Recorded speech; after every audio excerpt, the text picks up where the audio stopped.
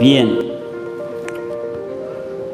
hoy tenemos un tema bastante importante en nuestra vida de fe, en nuestra vida de crecimiento en la fe, porque se trata de la necesidad que todos tenemos de ser corregidos. Ninguno de nosotros ha nacido perfecto y todos estamos en la posibilidad de cometer errores.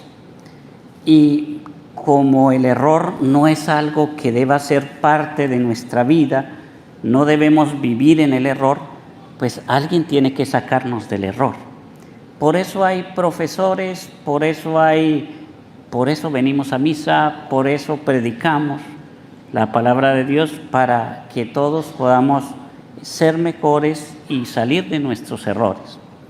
De hecho, dentro de nuestra doctrina católica tenemos el estudio de las obras de misericordia. Y una de las obras de misericordia espirituales dice corregir al que se equivoca. Corregir al que se equivoca no es solamente algo que se hace porque sí, es una obra que tiene que ser una obra de amor. Por eso se dice obra de misericordia. Y la manera como nosotros podemos hacer que eso sea una obra de misericordia tiene que ser con una corrección adecuada, una corrección correcta, lo que llamamos nosotros la corrección fraterna. Es lo que nos describe el Evangelio en el día de hoy, pero también el libro del profeta Ezequiel nos dice que el Señor le pide a Ezequiel que sea un centinela y que diga lo que el Señor le pide que diga, pero que cuando el Señor pronuncie una sentencia de muerte contra alguien, no se limite a decirla, sino que trate de ayudar a esa persona para que se convierta, porque definitivamente el Señor no quiere que nosotros muramos. Él quiere que nosotros vivamos, que nos convirtamos. Entonces, el punto está en que es tarea, diríamos, obligación nuestra ayudar al que está en el error a convertirse. La obligación es tan grande que el Señor dice en esa primera lectura que si yo no corrijo al que se ha equivocado, el que se equivoca o el que peca morirá por su pecado, pero yo tendré que pagar y dar cuentas de lo que no hice. ¿Recuerdan ustedes que al inicio de la misa lo primero que hacemos es pedirle perdón al Señor con el acto de contrición? Y decimos que pedimos perdón por los pecados de pensamiento, palabra, obra y omisión. Los pecados de omisión son los pecados de aquello que no hicimos. Porque no es solamente lo que hagamos, sino lo que no hagamos, lo que dejamos de hacer, lo bueno que dejamos de hacer es pecado. Es pecado. Nosotros no podemos actuar con indiferencia. Y por eso dice el Señor, si usted no le corrigió, usted tendrá que dar cuentas de eso que no hizo, ¿no? Entonces, la corrección es algo que es, diríamos, mandatoria en la vida cristiana. Pero ¿cómo lo vamos a hacer? Porque corregir nos encanta, eso sí. Nos gusta corregir a los demás. De hecho, no tanto corregir, sino hacerlos quedar mal. Más bien eso es lo que nos gusta, que queden mal. A veces nos gozamos en que la corrección sea pública, para que el otro se avergüence. Y como que sentimos que se lo merece. Que merece esa vergüenza que le estoy haciendo pasar. Pero el Señor nos dice cómo debe ser la corrección. Dice, si tu hermano comete un pecado, amonéstalo a solas. No, yo no me meto en problemas. Yo sé que está mal, pero yo no me meto en problemas. Yo no voy a hablar con esa persona. Si no vas a hablar con esa persona, no vas a hablar con nadie. Calladito. Porque es que el problema es que sí vemos el error de los demás y sí hablamos con todo mundo, menos con la persona. A la persona no le decimos nada. Le decimos al amigo, al vecino, ay, sí vio allá en misa, lo que dijo el padre es cierto, sí, porque mire, fulano de tal estaba no sé cómo, y ahí, hablen del uno y del otro, ¿sí? Entonces dice el Señor que no, que uno tiene que ayudar a la persona a convertirse. ¿Por qué a solas?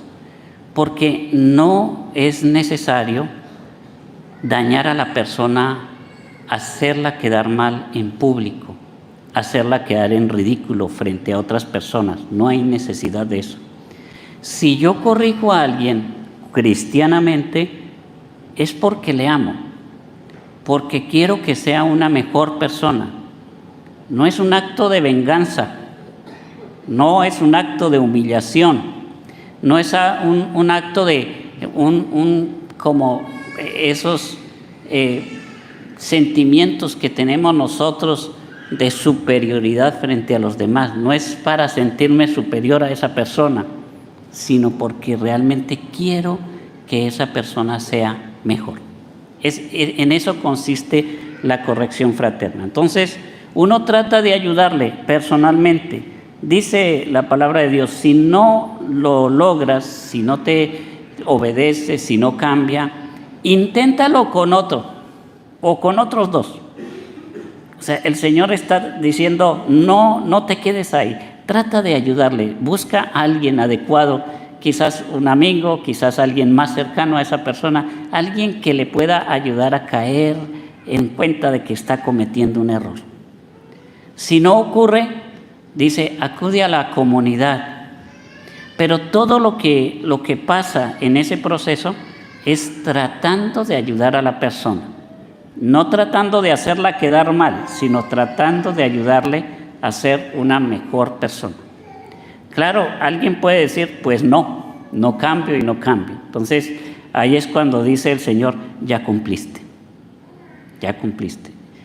En ningún momento dijo, bueno, empieza a hablar de él a sus espaldas, ni empieza a inventar chismes, ni empieza a criticarle, ni nada. Eso no dijo el Señor. Eso es algo que nosotros nos inventamos. Eso no lo dijo el Señor. Lo que dice es, aléjate, ¿sí? Apártate de él como de un pagano o un publicano.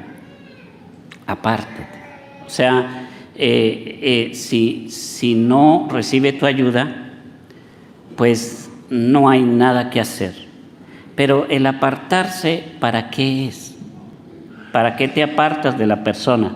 ¿Le vas a dejar de hablar? ¿Le vas a quitar la amistad? No. Al final dice, yo les aseguro que si ustedes se ponen de acuerdo para pedir algo, ¿sí?, sea lo que fuera, mi Padre se lo concederá. Y fíjense que la segunda parte dice, hazte acompañar de otro o de otros dos para ayudar a corregir a ese hermano. Y al final del Evangelio dice, donde dos, si te hiciste acompañar de otro, o tres, se reúnen en mi nombre, ahí estoy yo. O sea que también el acudir a la comunidad, el acudir al hermano, no solamente es para intentar cambiar su vida, sino para unirse en oración por esa persona. Unirse en oración, ¿sí? Yo creo que esto queda muy bien dentro de la familia. Queda muy bien porque a veces alguno de los de la familia va mal. Y sea el esposo, la esposa o algún hijo. Y han tratado la familia de llamarle la atención, de encaminarlo por el buen sendero, y no han podido hacerlo. ¿Qué pueden hacer? Donde 2 o 3 se reúnen en mi nombre, ahí estoy. Empezar a orar, no a criticar, a orar. Y en eso consiste la corrección fraterna. Yo creo que un buen resumen de lo que debemos hacer nos lo da el apóstol San Pablo en esa carta a los romanos que hemos leído en el día de hoy, que dice: no tenga con nadie otra deuda que la deuda del amor mutuo, porque el que ama al prójimo ha cumplido ya toda la ley. Wow. El que ama al prójimo ha cumplido toda la ley. Estamos diciendo, el que ama al prójimo es cristiano.